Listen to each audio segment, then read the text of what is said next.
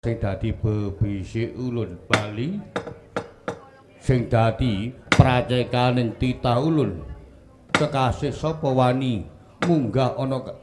kayangan Suralaya dumunung ana repat kepanasan tanpa den timbali kelawan dewan ladiala keparat Bathara Brahma kon ya kocik kementusmu kon kocik begedutmu kon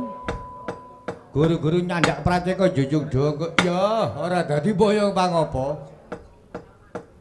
duta saka negara Simbar Manyura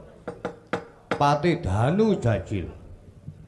kang duk rikala semono sesasi kepungkur aku wis kancik ana sela mertangkep mangayun kelan ratuning Dewa Suralaya ngayuna kananing kesumering ayu Dewi Supraba supaya den garwa kelan menyang Sang Prabu Kala Percuna nanging ora di